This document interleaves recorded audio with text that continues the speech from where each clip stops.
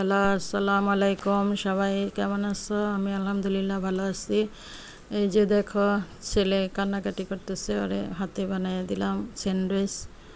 ওই যে বলে না, চিনির স্বাদ মিষ্টির স্বাদ চিনিতে, ওই আর কি লাফঝাপ দিয়া একটা বোঝানো। এই যে পাউরুটির মধ্যে দিয়ে দিলাম লেটুস পাতা, তারপরে সস লাগাই নিছি, তারপরে শসা ডিম দিয়া আর একটা কাইটা এই যে বানায় দিলাম তোমার স্যান্ডউইচ। পাউরুটি বলা চলে, একটু লাগাই আর কি রং ঢং কইরা মানে বানাই দিলাম, স্যান্ডউইচ হয়ে গেল। বাচ্চারা এইটাই পাইলে খুশি। এই তো আরেকটা বানাই দিতেছি, দেখতে থাকো।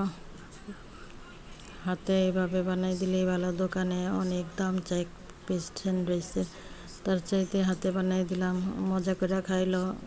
অর্গানিক জিনিস, ঘরের তৈরি। বাইরের জিনিসে কত ভেজাল থাকে, নোংরা থাকে, মাছি পড়ে, ওইগুলি খেলে আরও পেট খারাপ হয়। সেজন্য ঘরে হাতে বানানোর চেষ্টা করবেন সবাই।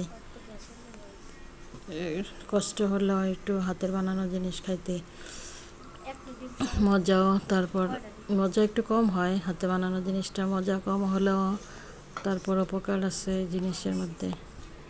এই যে দেখেন, এই সসটা ওদিন বানাইছিলাম বাসায়। এই যে ছেলে খাইতেছে খুব মজা করে, বলতেছে আম্মু অনেক মজা হয়েছে। দোয়া করবেন সবাই আমার জন্য, লাইক কমেন্ট শেয়ার করবেন আর পাশে থাকবেন।